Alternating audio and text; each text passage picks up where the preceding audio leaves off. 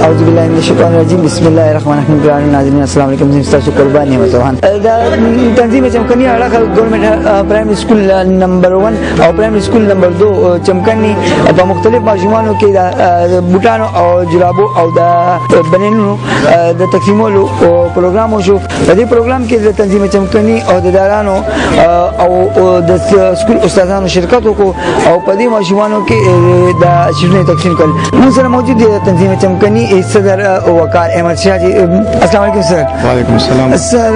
سب په دې موقع به تاسو ور غواړئ سر؟ په دې موقع خو زه ټول نه مخکې د خپل ډونرز کلیوالو د کوم د بهر نه د غوړي زیاته شکریا ادا کوم چې دا غوي په تعاون او مدد سره زموږ د اکټیویټي ممکنه شوله.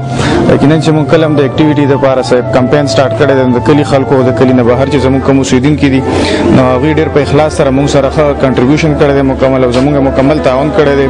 غوي په دې کنټریبیوشن او په دې مدد سره دا ممکن شو ان شاء الله. او موږ اوس د نمبر 1 او نمبر 2 چې کوم سرکاري پرایمري سکولونه دي سوکنو داغه 140 ماشومان ته موږ د اوس شوز سویټر او جرابې داغه په دې تعاون سره دې ته ورکړل دي.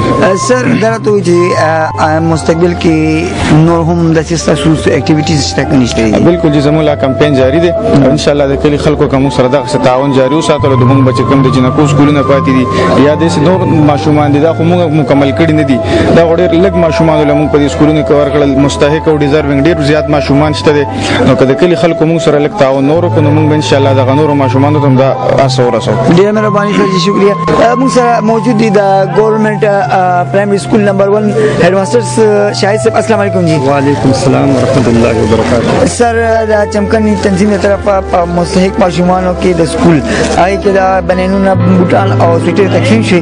تاسو ډونرز او د تنظیم چمکنی کسانو او د دارانو ته څه پیغام ورکول غواړي جی؟ یاره زه خو ستا د دې ټي په چینل باندې دا پیغام رسول غواړم چې دا متواتر دا دریم څلورم کال دی چې موږ د پاره چې کوم دی نو فضل من الله تنظیم چمکنی ولا راځي او متواتر چې کوم دی نو 120 کسان ته دی هر کال چې کوم دی نو دا بنین سویټر جرابي بل ځل چې کوم دی کپڑے دا ورکوي.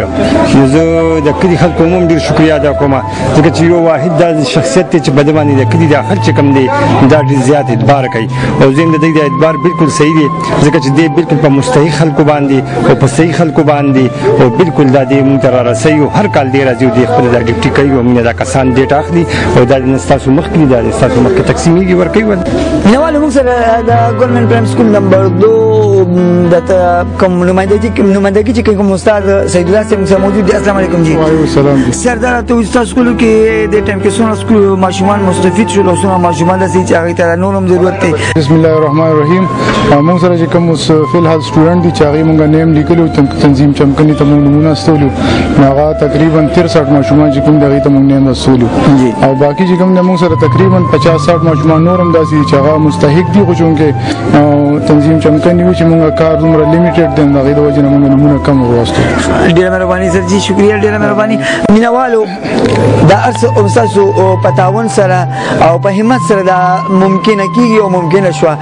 نو امید لرم غریبانو بچو سره همدغه شانتي دا په سر باندې به شفقت لاسک دی او همدغه شانتي به تنظیم چمکنی سره د تنظیم چمکنی ماشومان سره همدغه شانتي مینا کوي. دا خبره تاسو اجازه غواړم. د الله پامان.